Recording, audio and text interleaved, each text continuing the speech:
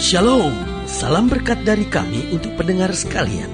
Saat ini pendengar akan diberkati dengan program Hari Ini Harinya Tuhan bagian yang ke-8.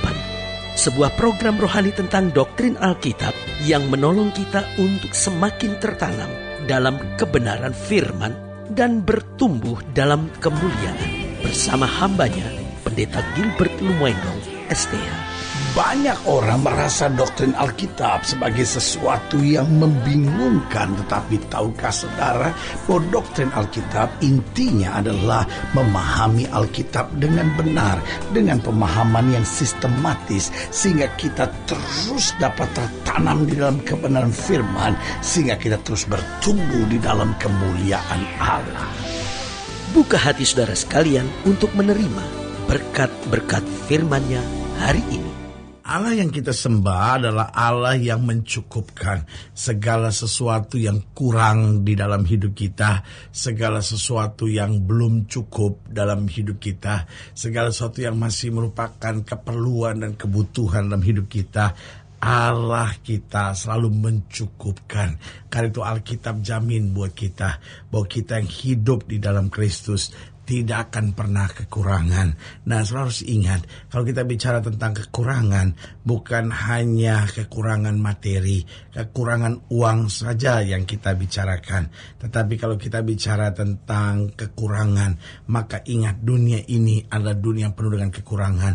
Dunia sedang kekurangan kasih, dunia sedang kekurangan perhatian, dunia sedang kekurangan confidence, dunia sedang kekurangan ketentraman.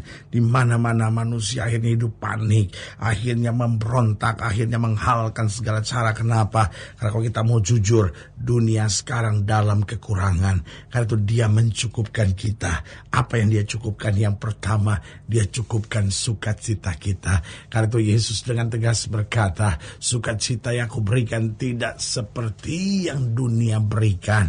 Tetapi jika engkau hidup dalam aku, sukacitamu menjadi penuh. Haleluya. Saya terlalu percaya hidup di dalam Kristus adalah hidup yang bersukacita. Kita selalu punya alasan untuk bersukacita. Kenapa kita selalu punya alasan untuk bersukacita? Yang pertama, karena dia tidak pernah berikan pencobaan lebih daripada kemampuan anak-anaknya. Yang kedua, karena janjinya selama kita tidak miring ke kiri maupun miring ke kanan, kita diberkati. Kita tidak akan turun tapi naik, tidak menjadi ekor tapi juga menjadi kepala. Saudara gue yang kasih dalam Tuhan, saya terlalu percaya kita selalu punya alasan untuk bersukacita. Kenapa?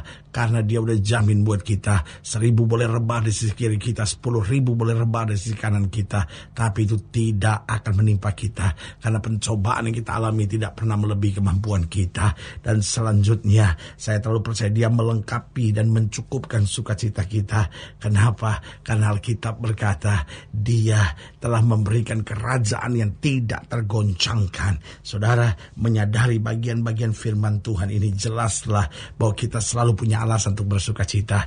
Bahkan ketika kita difitnah, ketika kita dikhianati, ketika kita menghadapi hal-hal yang menyakitkan dalam hidup kita, kita tetap masih bisa bersukacita. Karena Allah kita tidak pernah gagal. Haleluya. Yang pertama, dia mencukupkan sukacita kita. Yang kedua, dia mencukupkan segala keperluan kita. Saya tidak bilang segala keinginan kita, karena ada banyak keinginan kita yang tidak dikabulkan Tuhan. Tetapi segala keperluan, segala kebutuhan kita, dia cukupkan dengan limpahnya. Haleluya. Dan yang ketiga, dia juga mencukupkan apa? Mencukupkan segala kerinduan kita. Alkitab berkata, bahkan apa yang tidak pernah timbul dalam pikiran, yang tidak pernah ada dalam hati, itu yang Tuhan sediakan buat orang-orang yang takut akan dia. Artinya kalau jalan kita saja lurus, kalau jalan kita saja benar, kalau jalan kita saja menyenangkan hati Tuhan, maka segala yang ada dalam kerinduan kita, dia mencukupkannya. Haleluya. Dan yang keempat, dia mencukupkan dalam bidang apa? Jaminan hari depan kita. Karena itu Daud dengan tegas berkata, Tuhan Allah gembalaku, tidak akan aku kekurangan. The Lord is my shepherd, I shall not want. Saya tidak akan ada keinginan-keinginan apapun lagi. Artinya apa? Karena dia sudah menjamin segala hari depan saya. Karena itu saudaraku yang kekasih dalam Tuhan, ingatlah hidup di dalam Kristus adalah hidup yang berkecukupan. Karena dia mencukupkan sukacita kita, keperluan kita, kerinduan kita, jaminan hari depan kita. Haleluya. Selamat datang dalam program kita hari ini, harinya Tuhan. Sebuah program rohani yang kembali mengingatkan kepada kita betapa pentingnya kita menjadikan firman Tuhan sebagai dasar keseharian hidup kita. Karena selama kita jadikan firman Tuhan sebagai dasar keseharian hidup kita, langkah-langkah ke depan kita penuh dengan kepastian, kemenangan, berkat, mujizat, dan perkara-perkara besar. Haleluya. Dan dalam program ini kita memang sedang bicara tentang kecukupan. Itulah Allah kita, Allah yang mencukupkan segala sesuatunya hingga kita hidup berkelimpahan. Haleluya. Nah, saudara yang kasih dalam Tuhan, dalam pembahasan tentang kecukupan, kita mau sama-sama belajar dari 2 Raja-Raja pasal yang keempat, 2 Raja-Raja pasal yang keempat, ayat yang ke-42 sampai ayat yang ke-44. 2 Raja-Raja pasal 4, ayat yang ke-42 sampai 44, di bawah judul perikop kecukupan. 2 Raja-Raja 4 ayat 42 sampai 44. Di bawah judul perikop sekarang memberi makan 100 orang. Datanglah seorang dari Baal Salisa dengan membawa bagi abdi Allah roti hulu hasil, yaitu 20 roti jelai serta gandum baru dalam sebuah kantong. Lalu berkatalah Elisa, berilah itu kepada orang-orang ini supaya mereka makan. Tetapi pelayannya itu berkata, bagaimana aku dapat menghidangkan ini di depan 100 orang? Jawabnya, berikanlah kepada orang-orang itu supaya mereka makan. Sebab beginilah firman Tuhan, orang akan makan, bahkan akan ada sisanya. Lalu dihidangkannya di depan mereka, maka makanlah mereka dan ada sisanya sesuai dengan firman Tuhan. Nah, saudaraku yang kasih dalam Tuhan, dari sini kita bisa lihat sebetulnya nggak cukup, tetapi itulah berkat Tuhan, Allah yang mencukupkan segala sesuatu. Nah, saya pelajari mengapa dia perlu mencukupkan kita. Ada beberapa alasan. Yang pertama, supaya kita dapat menikmati dan bersyukur. Tahukah saudara, dia adalah Bapa yang baik. Dia senang melihat kita menikmati kehidupan ini sambil bersyukur. Salah satu hal yang paling Tuhan gak suka dalam melihat hidup kita adalah ketika kita stres.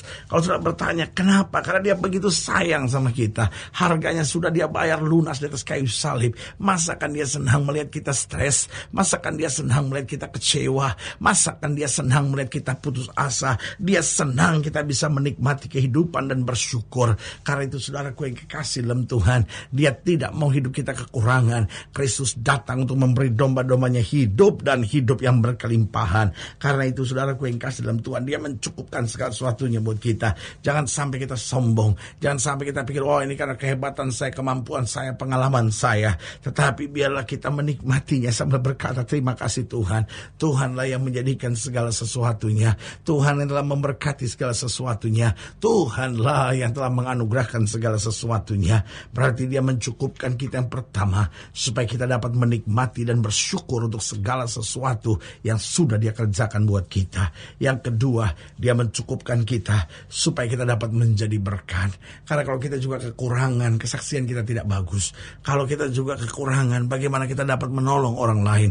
Kalau kita sendiri kekurangan, bagaimana kita dapat bersyukur dan menikmati kehidupan yang indah? Karena itu saudaraku yang kasih dalam Tuhan, dia mau mencukupkan kita supaya kita dapat menjadi berkat. Itu sebabnya Tuhan mengangkat Yusuf menjadi Perdana Menteri, dan orang melihat kemuliaan Tuhan dalam hidupnya dan mengaku bahwa Allah itu hidup dan luar biasa. Orang melihat bagaimana Daud dari seorang budak diangkat sebagai raja. Apa yang terjadi? Hidup Daud boleh menjadi berkat. Orang melihatnya dan menjadi semakin takut dan menghargai Allah yang hidup yang disembah oleh Daud. Berarti yang pertama, dia mencukupkan kita supaya kita dapat menikmati segalanya dan bersyukur. Yang kedua, dia mencukupkan kita supaya kita dapat menjadi berkat.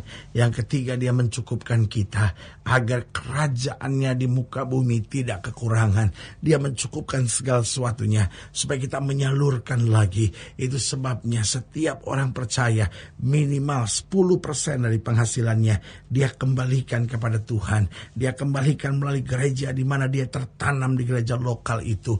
Makanya selalu saya bilang orang Kristen harus tertanam di gereja lokal. Dia mungkin boleh saja ingin dapat firman dari gereja ini, ingin dapat firman dari hamba Tuhan ini, tetapi setiap kita harus digembalakan, tertanam di gereja lokal. Supaya apa? Supaya hidup kekristenan kita teratur, iman kita bertumbuhnya sehat. Karena itu saudaraku yang kekasih dalam Tuhan, dan setelah kita bertumbuh sehat di gereja itu, kita harus ngerti bahwa 10% yang Tuhan berikan buat kita itu adalah titipan Tuhan di tangan kita. Untuk apa? Untuk memberkati gerejanya.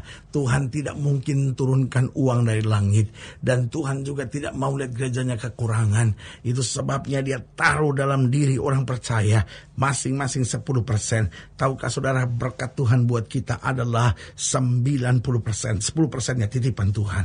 Nah, waktu kita lakukan dengan betul, maka saudaraku yang kasih dalam Tuhan, hidup kita diberkati dan kerajaan di muka bumi akan diluaskan. Jadi ingat, dia mencukupkan kita yang pertama supaya kita dapat menikmati dan bersyukur.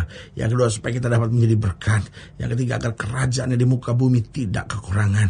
Dan yang keempat, dia mencukupkan kita agar kita dapat selalu belajar untuk tidak khawatir. Dia cukupkan kita hari ini. Berarti kalau besok saya menghadapi tantangan, saya tidak perlu khawatir. Sebagaimana dia telah mencukupkan saya kemarin, maka tiap hari juga adalah tiap hari yang menjadi hari berkat buat hidup kita. Karena itu tetap belajar untuk tidak khawatir.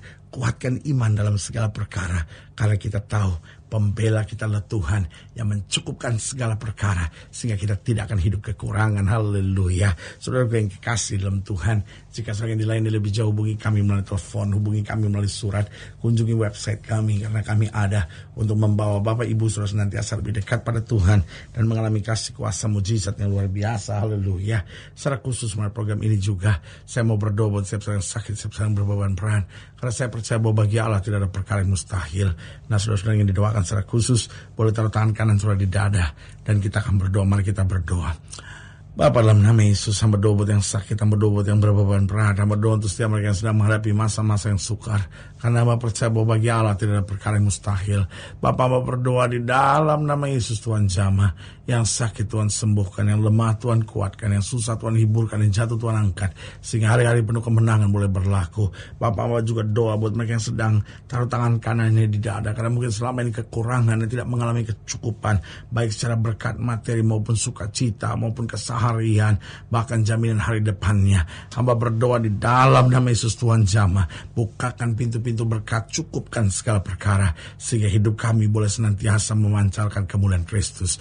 Di dalam nama Yesus kami berdoa. Haleluya. Amin. Saudara yang kasih dalam Tuhan, kita sudah berdoa. Ingat, Allah tidak pernah lalai menepati janjinya. Inilah saatnya buat kita untuk bangkit, bersemangat, bersukacita dalam menghadapi segala perkara. Karena kita tahu Yesus hidup, Yesus berkuasa, dan selalu menyediakan yang terbaik buat anak-anaknya. Doa saya menyertai saudara. Sampai berjumpa pada program berikut. Dan jangan lupa, jadikan hari ini harinya Tuhan. Haleluya. Dan hari ini